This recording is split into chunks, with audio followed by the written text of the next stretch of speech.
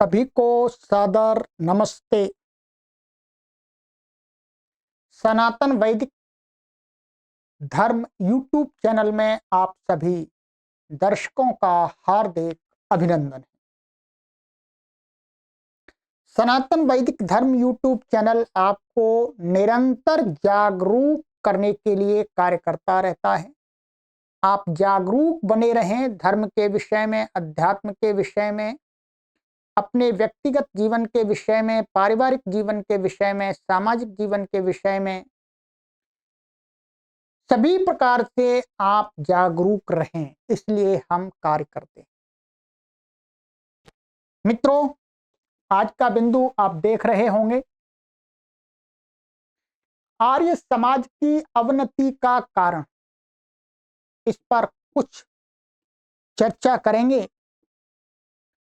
आर्य समाज की जो स्थापना महर्षि दयानंद सरस्वती जी ने आज से लगभग 200 वर्ष पूर्व की थी।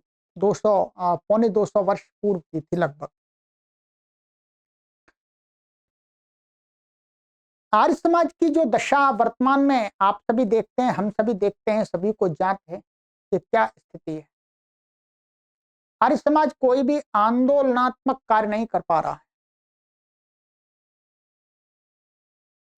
आर्य समाज की अवनति का जो मुख्य कारण है वो मेरी दृष्टि में है कि महर्षि दयानंद सरस्वती जी ने जो जो करने को बातें कही, जो जो काम करने के लिए कहे, जिन जिन कार्यों का विधान किया, उनको छोड़ करके जिन जिन बातों का महर्षि दयानंद सरस्वती जी ने निषेध किया, भाई इनको नहीं करना, इनको नहीं करना, इनको नहीं करना, उन पर टिक जाना, विधान को छोड़ करके, विधि को छोड़ करके, कार्यों की विधि को छोड़ करके कार्यों के निषेध में ही अपना पूरा सामर्थ्य लगा देना, ये आर्य समाज की अवनति का मुख्य कारण।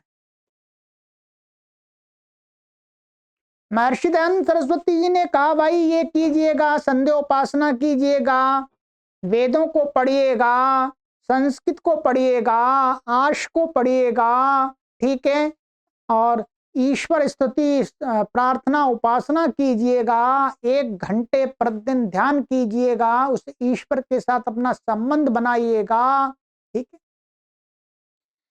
इस प्रकार की अनेक विधियां बताई, उनको पूरी तरह से छोड़ करके महर्षि दयानंद सरस्वती जी ने कहा, भाई ये नहीं करना चाहिए, ये नहीं करना चाहिए, ये नहीं करना चाहिए, उस पर पूरी तरह से अपना पूरा सामर्थ्य लगा दिया।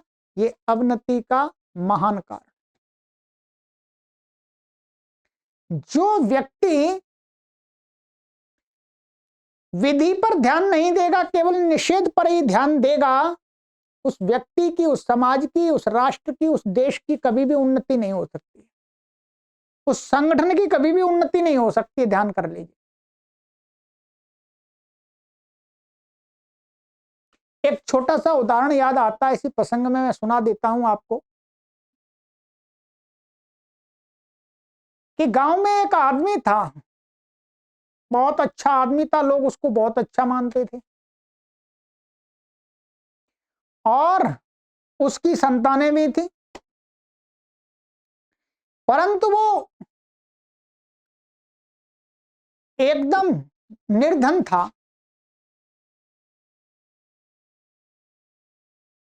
तो लोग कहते थे वो आदमी तो बहुत अच्छा है। तो किसी व्यक्ति ने उसके बारे में जानकारी प्राप्त की, तो कैसे अच्छा है कि वो बीड़ी नहीं पीता है, शराब नहीं पीता है, गुटखा नहीं खाता है, तंबाकू नहीं खाता है, जुआ नहीं खेलता है, व्यभिचार नहीं करता है। बस ये नहीं करता, नहीं करता है। उसमें उसने अंत में पूछा, भाई ये करता क्या है, ये भी बता दीजिएगा। तो उसके जो संतान थे, उन्होंने कहा ये कुछ नहीं करता है, बस जो निषेध करने वाली चीजें उनको नहीं करता है, बस, और वास्तव में और कुछ भी नहीं करता है। तो उसने कहा यही तो समस्या है। इसने जो निषेध वाली चीजें उन्हीं पर पूरा फोकस कर दिया है, और जो कुछ करने के लिए कार्य हैं वो इसने कुछ करता ही नहीं है। तो इसके पास धन संपत्ति कहां से आएगी? ये तो गरीब रहेगा, इसकी उन्नति नहीं हो सकती। सरल सा उदाहरण आपको समझ में आ गया होगा। यही दशा आज आर्य समाज की हो चुकी है। आर्य समाज कहता है, उसमें लगा हुआ है, मूर्ति पूजा नहीं करनी है, अवतारवाद का खंडन करने में लगा हुआ है। परंतु जो महर्षि दयानंद जी, सरस्वती जी ने जो बातें बताई, जो सिद्धांत बताए, उनको जीवन में अपनाने का कोई प्रयास नहीं है। उनके प्रचार प्रसार का कोई प्रयास नहीं है। उनको अपने परिवार के लोगों को समझाने का कोई प्रयास नहीं है। सारा जो प्रयास है कि भाई मूर्ति पूजा नहीं करनी है, मूर्ति पूजा में पाप है, शराब नहीं पीनी है, ठीक है, अवतारवाद को नहीं मानना है, मंदिरों में घंटी नहीं बजानी है, ठीक है, भाग्य कुछ नहीं होता है। परंतु जो करने वाले कार्य हैं वो किए ही नहीं जा रहे, तो अवनति तो होगी।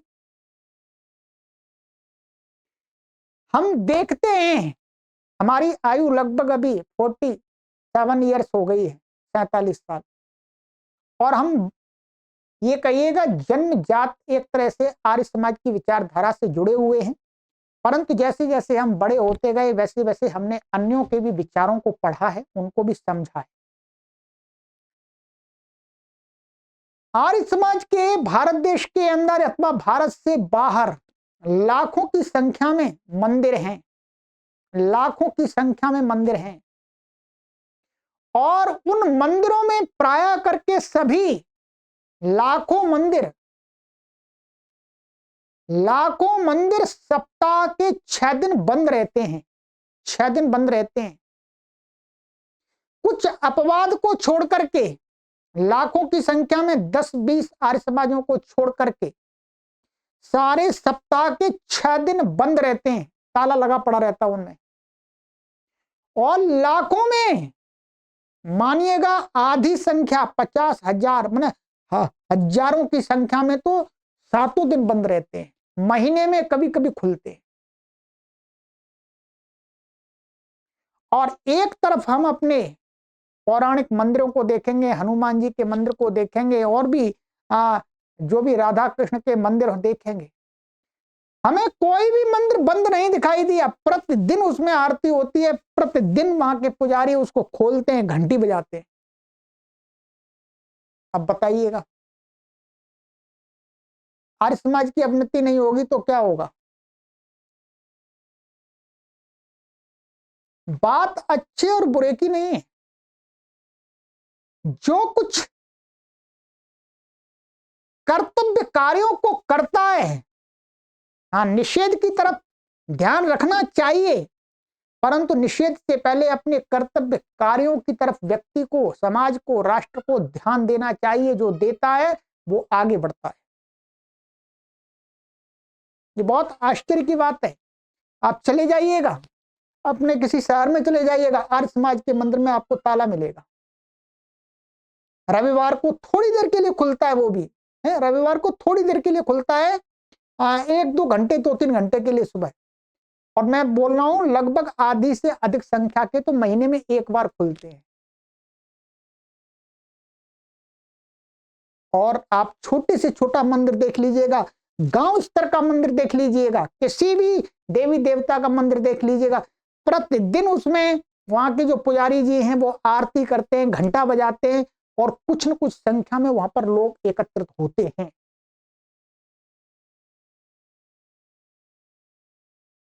तो आर्य समाज की जो अवनति का, यदि आर्य समाज इस बात पर ध्यान नहीं देगा तो और गर्त में चला जाएगा, गर्त में चला जाएगा।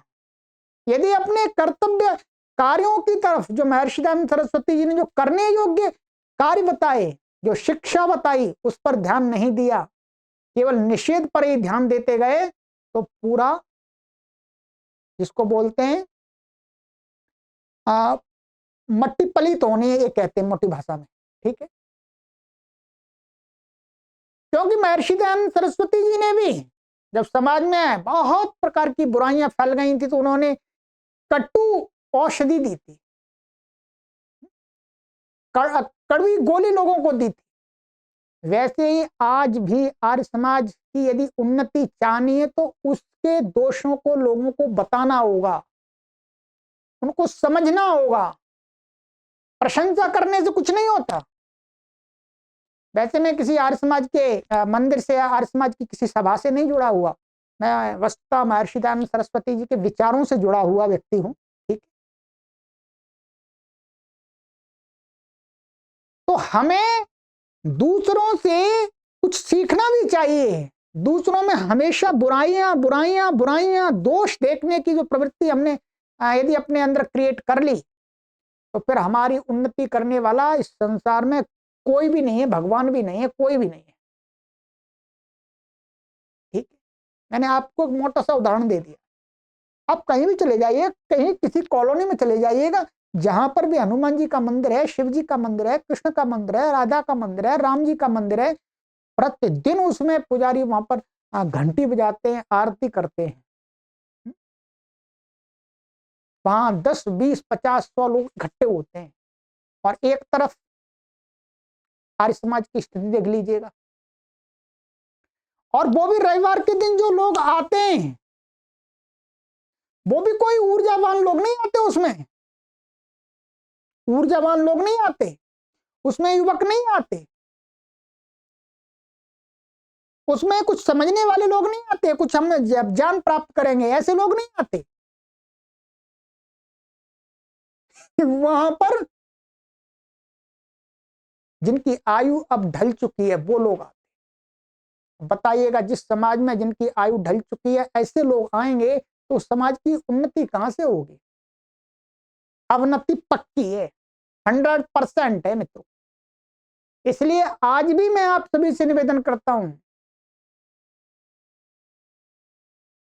कि दूसरों की बुराइयों में समय कम लगाइएगा।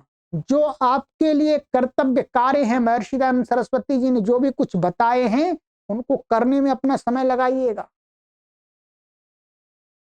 हम संस्कृत भाषा को पढ़ाते हैं दूसरे चैनल पर, तो बहुत सारे देखिएगा संस्कृत भाषा का वो चैनल है हमारा, उस पर सभी मत संप्रदाय के लोग जुड़े हुए हैं, आर्य समाज के लोग भी जुड़े हुए हैं, पौराणिक लोग भी जुड़े हुए हैं, कबीर पंथी भी जुड़े हुए हैं, सभी पंथों के जुड़े हुए हैं। वो संस्कृत भाषा को सिखाने के लिए है और हम संस्कृत भाषा को सिखाते हैं तो वहां पर कई जो अपने आप को आर्य समाजी कहने वाले लोग कमेंट करते हैं, जिनको संस्कृत का जीरो भी नहीं पता,